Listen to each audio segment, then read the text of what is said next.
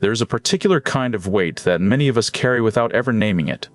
It is the weight of an old mistake we have never quite set down, a person we hurt, a version of ourselves we are still ashamed of.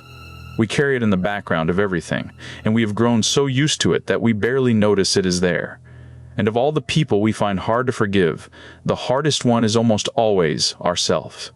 Today, we are going to sit with a gentler idea. That forgiveness is not forgetting, and it is not excusing. It is simply setting down a stone you have carried far too long. 7 calm truths about forgiving yourself. Stay with me. Let us be honest about what forgiveness really is, and what it is not. Forgiveness is not saying that what happened was fine. It does not erase the past, and it does not mean the hurt never mattered. To forgive is not to forget, and it is not to pretend. It is something quieter than that. It is the choice to stop carrying the weight of a thing that is already done.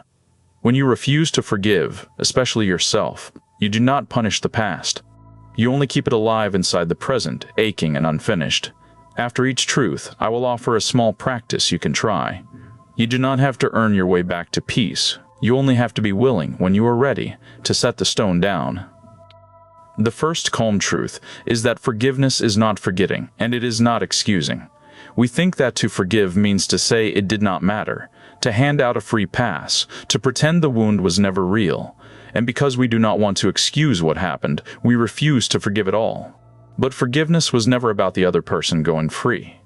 It is about you no longer having to carry the weight of it. Picture a heavy stone you have held in your arms for years. Setting it down does not mean the stone was never heavy. It only means you are finally done carrying it.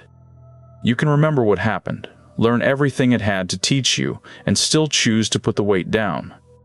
Try this now. Bring to mind one thing you have been holding against yourself, or against someone else. Notice how it feels in your body when you think of it, the quiet tightening in your chest. Now say gently to yourself, I can remember this clearly, and I can still choose to set it down. You are not excusing anything. You are simply deciding that you no longer have to carry the full weight of it with you everywhere you go. The second calm truth is that the heaviest grudge is often the one you hold against yourself. We understand, in theory, that holding a grudge hurts the one who holds it. But we rarely turn that same wisdom inward.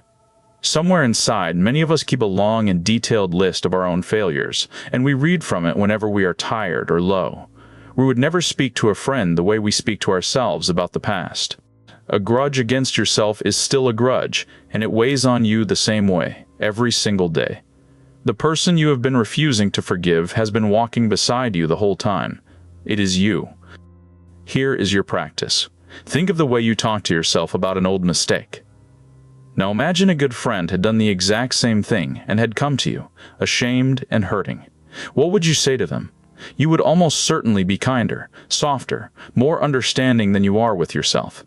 Today, try offering yourself those very same words. Speak to yourself, just this once, as you would to someone you love. The third calm truth is that you were doing the best you could with what you knew at the time.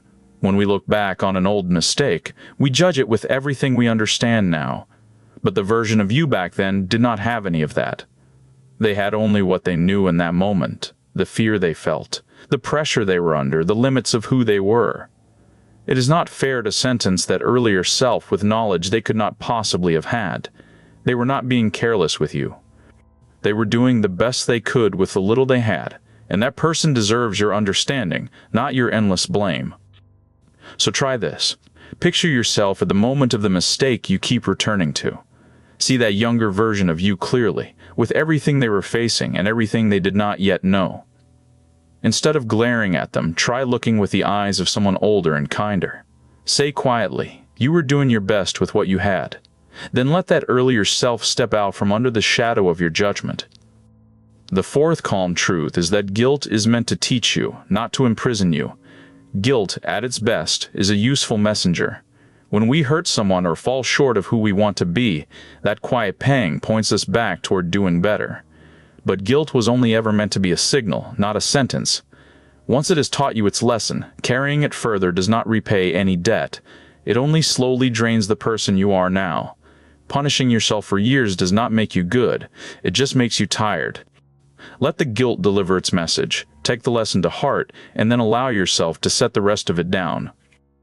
Here is a small practice. Bring to mind a guilt you have been carrying for a long time. Ask it, gently, what were you trying to teach me?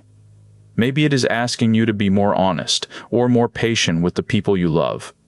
Take that lesson and hold it close. Then tell the guilt, thank you. You can go now. You do not have to keep paying for a lesson you have already learned. The fifth calm truth is that forgiving yourself is not letting yourself off the hook.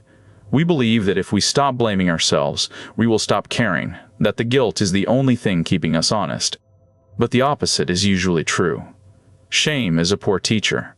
When we feel worthless, we hide, we avoid, we lose the very strength it takes to grow. It is from a place of self-forgiveness, not self-attack, that real change actually becomes possible. Forgiving yourself does not mean the mistake did not matter. It means you are finally steady enough to face it, to make amends where you can, and to become someone who would not do it again. You cannot build something better on a foundation of self-hatred. Try this. Think of one way you would like to grow, one change you have been struggling to make while quietly punishing yourself for needing to make it. Now consider that the punishment may be the very thing holding you back. Say to yourself, I can forgive myself and still choose to do better. Then take one small, gentle step toward that change today, not out of shame, but out of care for the person you are becoming. The sixth calm truth is that forgiving others is, in the end, a gift you give yourself.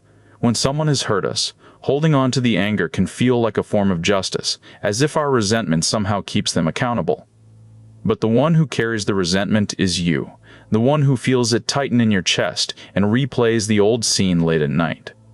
Holding a grudge is like gripping one end of a heavy chain and expecting the other person to feel the weight. Forgiveness is simply choosing to let go of your end. It does not mean what they did was acceptable, and it does not always mean reconciliation. It means you are no longer willing to be bound to that old pain.